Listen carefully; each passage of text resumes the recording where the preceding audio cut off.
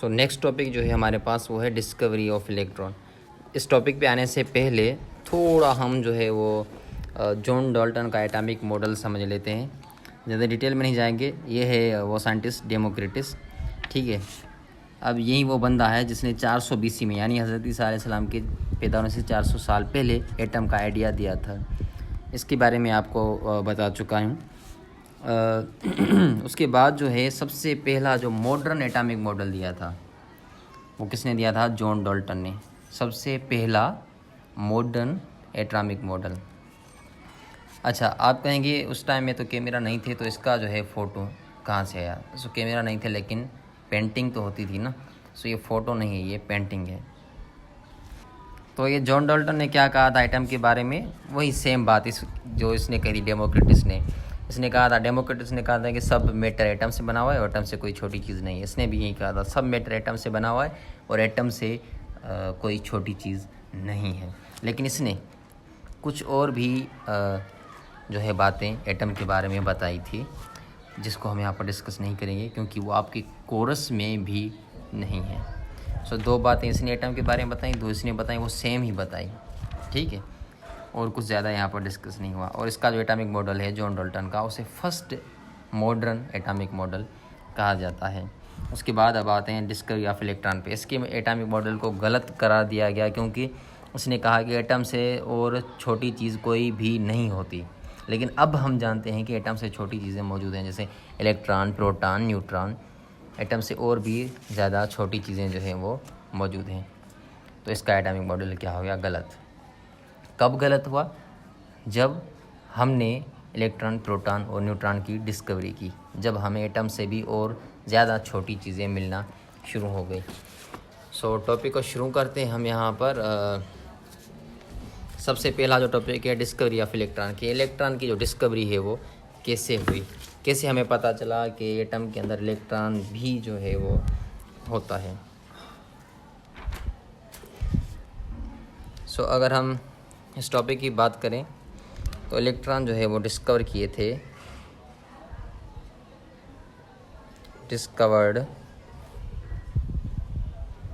By J Thomson, ठीक है। ये आपको याद होना चाहिए, मैंने इसे पिछली वाली वीडियो में बताया था कि जो इलेक्ट्रॉन है वो डिस्कवर किसने किए थे? जे थॉमसन ने किए थे। और कौन से साल में किए थे? 1897 में, ठीक है। सो इलेक्ट्रॉन डिस्कवर किए थे जे थॉमसन। लेकिन आपके बुक में जो है वो लिखा हुआ है कि इलेक्ट्रॉन को डिस्कवर किसने किया था? जे थॉमसन ने। उसके अलावा विलियम क्रुक ने, ठीक है। जे थॉमसन ने और विलियम क्रुक ने जो है वो इलेक्ट्रॉन को डिस्कवर किया था। हालांकि ये बात सही नहीं है। हाँ, विलियम क्रुक ने भी एक्सपेरिमेंट किया था, सेम एक्सपेरिमेंट जो जे थॉमसन ने किया। जो चीज़ जे थॉमसन को नज़र में आई वहीं सेम चीज़ जो है वो विलियम क्रुक को भी नज़र में आई थी। सबसे पहले एक्सपेरिमेंट विलियम क्रुक ने किया था, उसके बाद जो है वो जे थॉमसन ने किया था। लेकिन फिर भी जे थॉमसन के बारे में क्यों कहा जाता है कि इसने इलेक्ट्रॉन डिस्कवर किया था? हालांकि उससे पहले तो स्टडी इसने की थी। वो इस वजह से क्योंकि इसने जो है ना वो बताया नहीं था कि जो ये जो चीज़ जो एक्सपेरिमेंट में दिखाई दे रही है वो पार्टिकल है। इसने नहीं बताया, वो किसने बताया था? जे थॉमसन ने।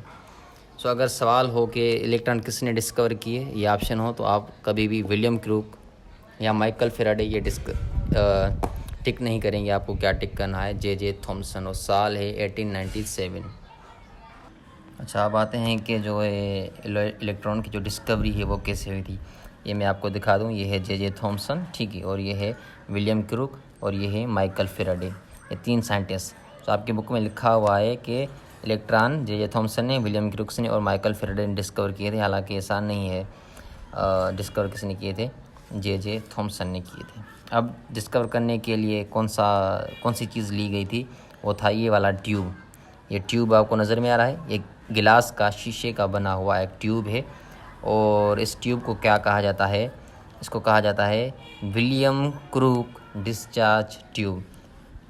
इस ट्यूब का नाम विलियम क्रुक के नाम पे क्यों रखा गया है? क्योंकि जो है सबसे पहला एक्सपेरिमेंट इस ट्यूब से इस विलियम क्रुक ने ही किया था। इसी वजह से आज इस ट्यूब को विलियम क्रुक डिस्चार्ज ट्यूब भी कहा जाता है, या खाली डिस्चार्ज ट्यूब भी कह सकते हैं, खाली डिस्चार्ज ट्यूब, या इसे ख़ास तौर पे विलियम क्रुक्स डिस्चार्ज ट्यूब कहा जाता है। उसके अलावा इसे कैथोड रे ट्यूब भी कहा जाता है, कैथोड रे ट्यूब, ठीक है, कैथोड रे ट्यूब। अब कैथोड रे ट्यूब क्यों कहा जाता है वो मैं आपको बताऊंगा। सो इस पूरे एक्सपेरिमेंट के लिए, इलेक्ट्रॉन की डिस्कवरी के लिए क्या यूज़ किया गया था, ये वाला ट्यूब यूज़ किया था। ये शीशे का बना हुआ है, पूरा गिलास का बना हुआ है, यानी इसके अंदर जो चीज़ें हैं वो आपको नज़र आएंगी, शीशे के आर पार आप देख सकते हैं। इस ट्यूब का नाम है कैथोड रे ट्यूब, या विलियम क्रुक्स डिस्चार्ज ट्यूब, या खाली डिस्चार्ज ट्यूब, ये तीनों नाम दे सकते हैं। अब इस शीशे के अंदर दो चीज़ें आपको नज़र में आएंगी, एक ये वाली चीज़ और एक ये वाली चीज़। इन्हें कहा जाता है इलेक्ट्रोड। अब इलेक्ट्रोड क्या चीज़ होती है? इलेक्ट्रोड असल में मेटल्स होते हैं, कंडक्टर्स होते हैं। कंडक्टर्स क्या होते हैं? कंडक्टर्स वो होते हैं जिनसे बिजली पास होती है। जैसे लोहा कंडक्टर है, ठीक है, कॉपर कंडक्टर है, सोन कंडक्टर है, कोई भी ऐसी चीज़ जिससे बिजली पास हो कंडक्टर होती है। सो ये जो इलेक्ट्रोड हैं ये क्या होते हैं? कंडक्टर होते हैं।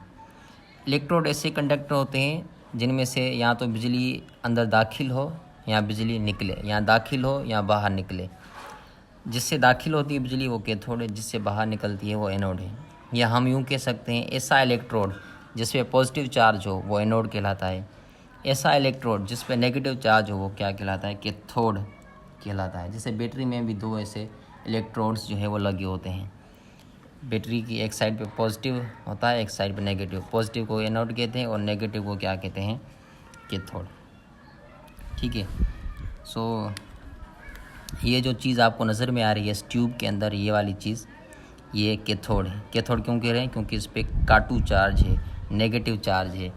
और ये जो आपको नज़र में आ रहा है इस ट्यूब के अंदर, इस इलेक्ट्रोड को एनोड कहा जाता है। इलेक्ट्रोड के दो किस्म है, एक एनोड और एक cathode.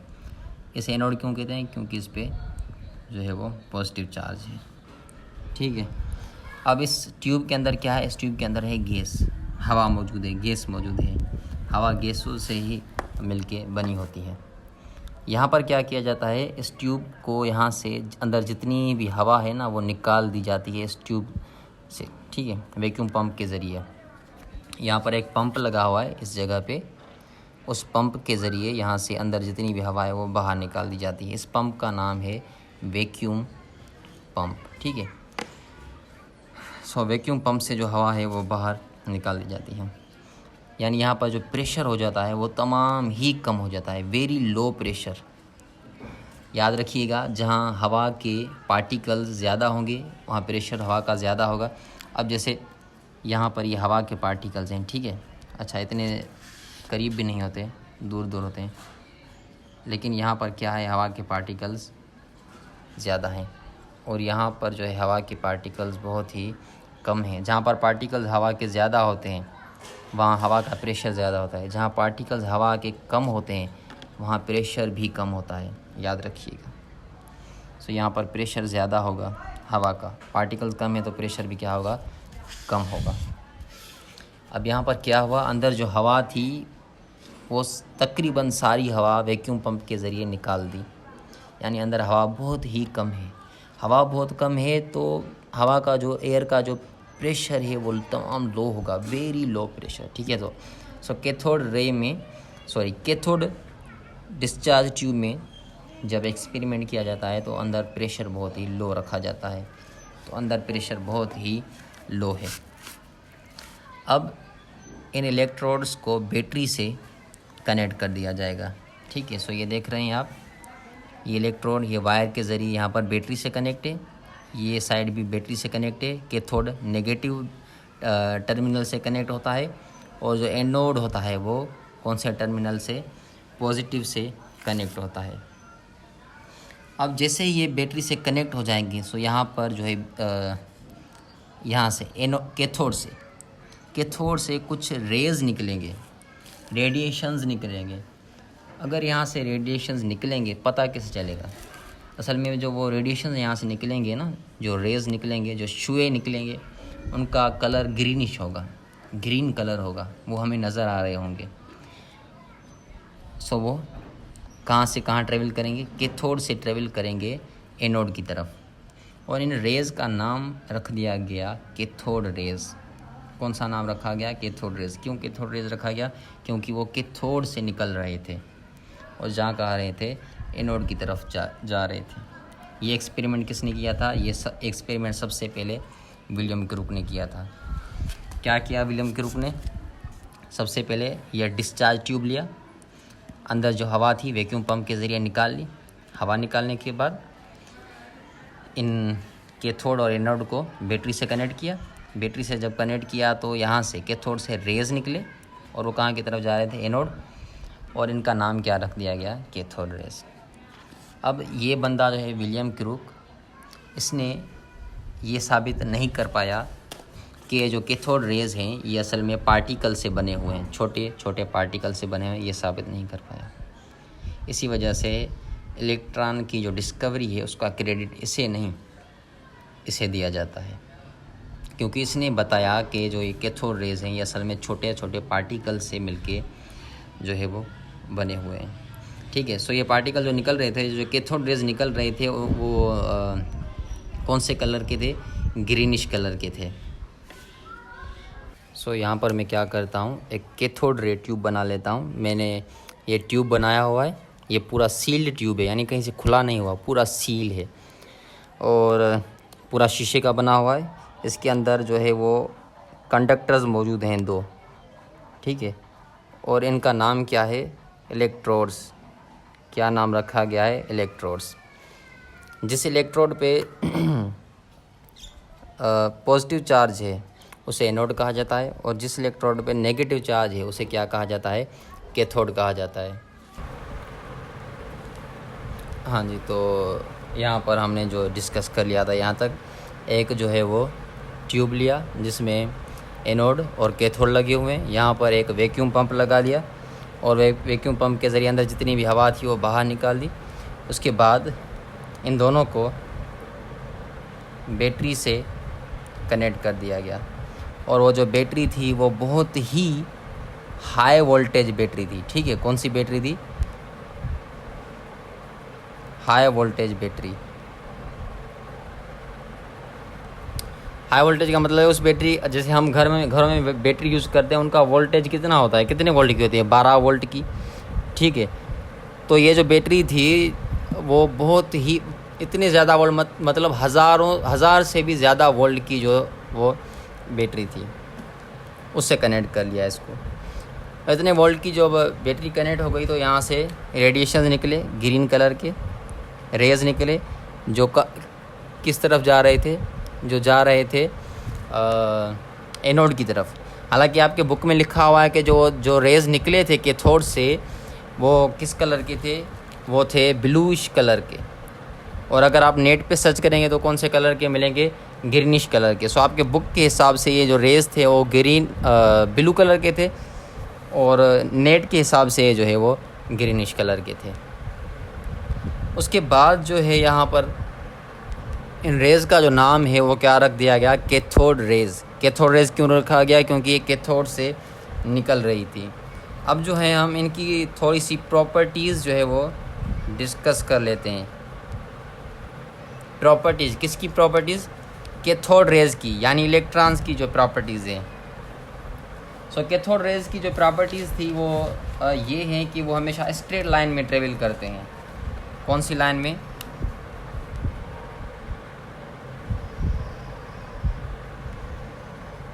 Travel in straight line. यूँ नहीं होता कि रेडिएशन थोड़े टेढ़े मेढ़े हो जाएं, फिर इधर को मूव करें, फिर इधर को मूव करें, नहीं, सीधा सीधा ये जो है वो मूव करते रहते हैं कैथोड रेज़। ये इनकी पहली प्रॉपर्टी है। अब पता कैसे चला कि सीधा मूव करते हैं? असल में जब यहाँ पर इनके सामने रास्ते में कोई अगर हम चीज़ रख लेते हैं, ओपाक ऑब्जेक्ट। ओपाक ऑब्जेक्ट का मतलब होता है ऐसी चीज़ जिसके आर पार आप देख ना सकें। जैसे ये ओपाक है, ये ओपाक है। शीशा ओपाक नहीं होता, वो ट्रांसपेरेंट होता है। सो अगर इनके बीच में अगर आप ओपाक ऑब्जेक्ट रख दें तो पीछे इनका जो है शेडो बन जाता है। इस ऑब्जेक्ट का क्या बन जाएगा? यहाँ पर शेडो बन जाएगा। जैसे ये मेरा हाथ है, ठीक है, अब लाइट जो जा रही है नीचे, इस हाथ का जो है वो क्या बन रहा है, शेडो बन रहा है, यानी लाइट इससे टकरा कर नीचे नहीं जा रही, यहीं पर ही रुक जा रही है। तो कैथोड रेज के सामने जब हम कोई ऑब्जेक्ट रखते हैं तो उस ऑब्जेक्ट का पीछे क्या बन जाता है, शेडो बन जाता है। इसका मतलब है कि ये सीधी लाइन में ट्रेवल करते हैं, जैसे लाइट सीधी लाइन में ट्रेवल करती है। अगर लाइट सीधी लाइन में ट्रेवल ना करती ना, सीधा सीधा ट्रेवल ना करती, तो इसका शेडो कभी नहीं बनता मेरे हाथ का। लाइट यूँ जाके फिर मुड़ जाती, फिर यहाँ पर शेडो कभी भी ना बनता। सो जिस चीज़ का अगर शेडो बन रहा है उसका मतलब है वो चीज़ सीधी लाइन में मूव करती है। सो यहाँ पर हम क्या लिखेंगे, प्रोड्यूस शेडो, ये क्या पैदा करते हैं, शेडो ऑफ, किसका शेडो, ऑफ ओपाक ऑब्जेक्ट, यानी इनके आगे कोई ओपाक ऑब्जेक्ट रख लेंगे, कोई ऐसा ऑब्जेक्ट रख लेंगे जिसके आर पर आप ना देख सकें, तो उसका शेडो बन जाता है। ये इसकी जो है दूसरी प्रॉपर्टी है। उसके बाद हम आते हैं नंबर तीसरी प्रॉपर्टी पे। अच्छा, इन पे जो चार्ज होती है वो कौन सी चार्ज है, नेगेटिव चार्ज होती है, नेगेटिव चार्ज। ये जो कैथोड रेज निकल रहे हैं इन पे कौन सी चार्ज है, नेगेटिव चार्ज है। अब ये कैसे पता चला इन्हें साइंटिस्ट को कि इन पे जो है नेगेटिव चार्ज होती है। सो ये मालूम करने के लिए इन्हें गुजारा गया इलेक्ट्रिक फील्ड के बीच में। कहाँ से गुजारा गया, इलेक्ट्रिक फील्ड। फ़र्ज़ करें ये और ये दो प्लेट्स हैं, ठीक है, इस प्लेट पे नेगेटिव चार्ज है, कौन सी चार्ज है, नेगेटिव चार्ज। इस प्लेट पे चार्ज है पॉजिटिव, कौन सी चार्ज है, पॉजिटिव चार्ज है। और यहाँ से ये जो रेज़ हैं वो गुजारे गए, इनके बीच में से जो है वो कैथोड रेज पास किए गए, गुजारे गए। अब इलेक्ट्रिक फील्ड क्या होती है, चार्ज के अराउंड जो जगह होती है उसे इलेक्ट्रिक फील्ड कहा जाता है। जैसे ये पॉजिटिव चार्ज है, इसके आसपास जो ये जगह है इसे क्या कहेंगे, इलेक्ट्रिक फील्ड कहेंगे। सो यहाँ पर भी चार्ज है, यहाँ पर भी चार्ज है, इसके आसपास भी फील्ड है, इसके आसपास भी फील्ड है, कौन सी फील्ड है, इलेक्ट्रिक फील्ड है।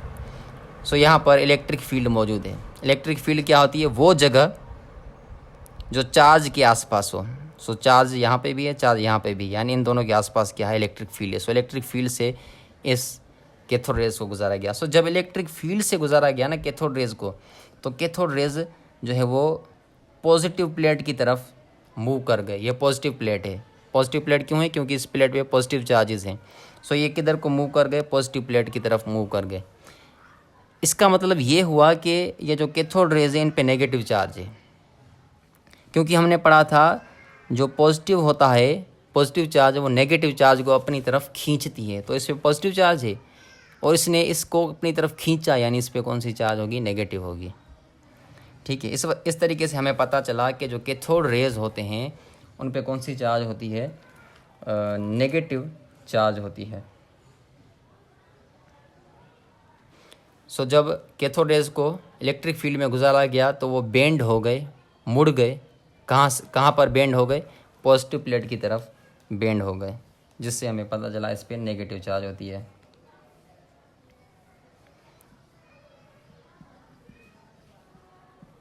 काजिस गिलो, चौथी प्रॉपर्टी है काजिस गिलो। इनकी वजह से गिलो आती है, एक चमक आती है। जब भी ये रेज किसी ऑब्जेक्ट से टकराते हैं, ठीक है, शीशे से या किसी से, तो वहाँ पर एक किस्म की चमक पैदा होती है, थोड़ी सी रोशनी पैदा होती है। ये इनकी चौथी प्रॉपर्टी है। हालांकि ये जो बात है ये कुछ हद तक सही है, कुछ हद तक गलत है। ज़्यादा डिटेल में नहीं जाते, बस जिस तरीके से आपके बुक में लिखा हुआ है मैं आपको समझा रहा हूँ, ज़्यादा डिटेल में नहीं जाते।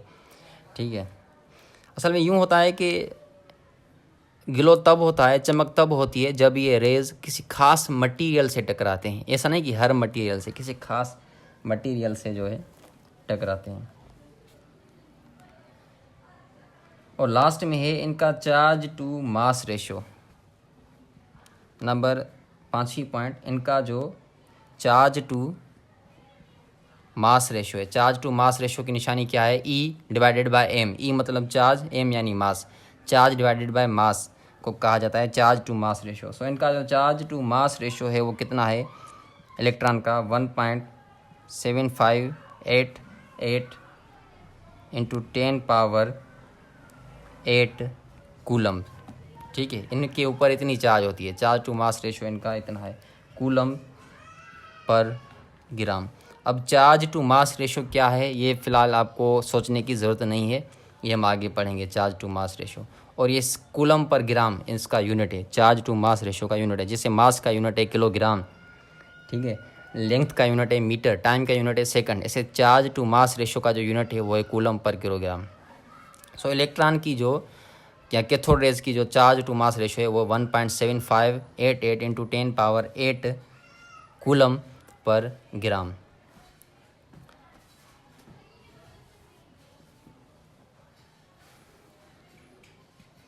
और इनके पास क्या होती है, इन कैथोड रेज के पास क्या होती है, काइनेटिक एनर्जी। आपको याद है kinetic energy, energy due to motion, ऐसी एनर्जी जो मोशन की वजह से पैदा हो। जैसे ये पेन, इसके पास काइनेटिक एनर्जी नहीं है, पर ये मोशन करेगी तो इसके पास क्या आ जाएगी, काइनेटिक एनर्जी आएगी। जो भी चीज़ मोशन करती है उसके पास काइनेटिक एनर्जी आ जाती है। जो भी मैटर, जो भी पार्टिकल मोशन करता है, सो ये कैथोड रेज भी मोशन कर रहे हैं, एक जगह से दूसरी जगह जा रहे हैं, तो इनके पास भी क्या होगी, इनके पास भी होगी काइनेटिक एनर्जी। पर काइनेटिक एनर्जी पार्टिकल के पास होती है, रेडिएशन के पास नहीं होती। तो इससे ये भी साबित होता है कि ये जो रेडिएशन हैं ये असल में पार्टिकल्स हैं। और कौन से पार्टिकल्स हैं, इलेक्ट्रॉन। सो आज हमने क्या डिस्कस किया इस पूरे टॉपिक में, डिस्कवरी ऑफ इलेक्ट्रॉन में। टॉपिक हमारा था डिस्कवरी ऑफ इलेक्ट्रॉन की, इलेक्ट्रॉन की डिस्कवरी कैसे हुई। सो इलेक्ट्रॉन की डिस्कवरी जे थॉमसन ने की 1897 में इस एक्सपेरिमेंट के ज़रिए। इस एक्सपेरिमेंट में क्या क्या चाहिए था, एक ट्यूब चाहिए था गिलास का बना हुआ, और इसमें कैथोड एनोड लगे हुए, और अंदर जो हवा थी वो वैक्यूम पंप के ज़रिए, किसके ज़रिए, वैक्यूम पंप के ज़रिए अंदर जो हवा थी वो सारी निकाल दी गई। फिर इसको दोनों को, कैथोड को एनोड को बैटरी से कनेक्ट किया। बैटरी बहुत ही हाई वोल्टेज की बैटरी थी। फिर रेडिएशन निकले, रेज निकले, जिन्हें कहा गया कैथोड रेज। क्यों कहा गया कैथोड रेज, क्योंकि वो कैथोड से निकले थे। फिर उन कैथोड रेज की कुछ हमने प्रॉपर्टीज़ जो हैं वो डिस्कस की। ये सारी प्रॉपर्टीज़ किसकी हैं, कैथोड रेज की है।